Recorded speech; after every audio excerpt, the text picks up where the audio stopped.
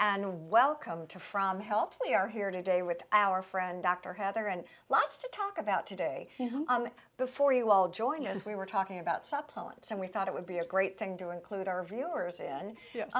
Supplements are really important to you, and one of the things that you said I think that's really important is I care where I get them, because not all supplements are created equal.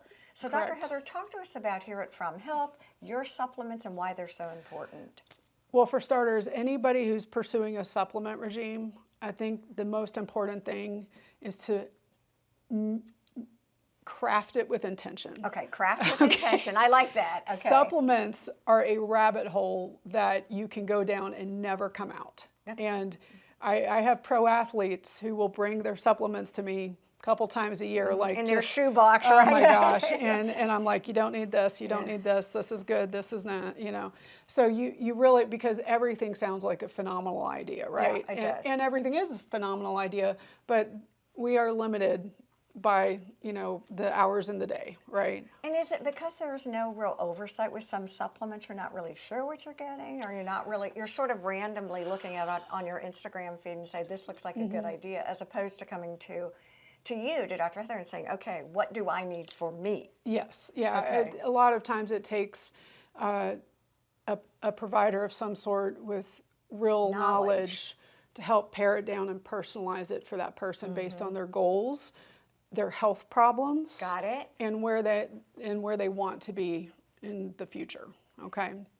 So one thing that we're seeing a change in right now, so the way the FDA regulates supplements means that there's a lot of buyer beware. Okay. And sourcing matters. Got it. Okay. And I think a lot of people are generally aware of that, you know, kind of leery of products made in China just because of things like lead contaminants being found in them, or it's not really what it says it is in there, you know, things like that. So people in general are looking for good sourcing, number one, and then the guidance. How do I take it? Right. When do I take it? Right. What can I take it with or without? How much should I take? You know, all those things. And so that's what I spend a lot of time with. You know, yes, I'm a medical doctor.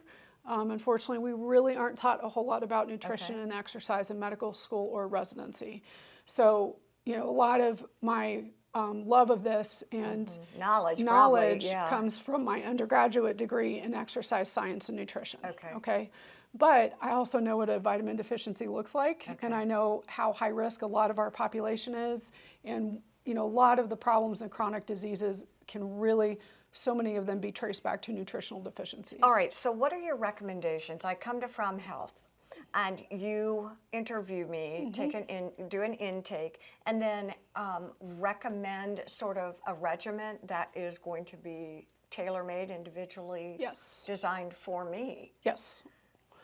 So, you know, what that looks like, number one, is what food are you putting in your body on a daily basis. Okay, one thing that a lot of people don't quite get enough of is protein. Got it. So we talk about protein goals for the day, when you should take protein in relation to exercise, because there's a timing issue to help build muscle. Type of protein, I'm not a big soy fan. Soy looks like estrogen to the body, so it can artificially raise our estrogen levels in men and women. So kind of stay away from soy. We keep a pea-based protein powder that I'm a big fan of. The cool thing about using pea for protein is that we don't have to cook it, which denatures a lot of nutrients when it's cooked down. Okay. As opposed to whey, which comes from dairy products. I'm a big fan of whey protein. That's my favorite type of protein powder. But we have to cook that down because it is a dairy product to keep it from getting contaminated with bacteria. Is something like a protein powder something you would recommend for most people most of the time? Most people, as a supplement to a good diet in general. A lot of people do need that on occasion. I wouldn't want it to be the mainstay of the diet. So again, if we're doing a takeaway today on supplements, is there something that you would like all of the audience to really leave with? The research coming out right now about supplements is phenomenal. Okay. Using supplements to intervene in things like Alzheimer's disease. We are seeing supplements are moving the needle more on Alzheimer's and dementia than any prescription drug available on the market, period, end of story. So what we are seeing by research is that so many of our chronic health issues we can at least partially address with nutrition and really make things a whole lot better, and that includes supplements. Thank you.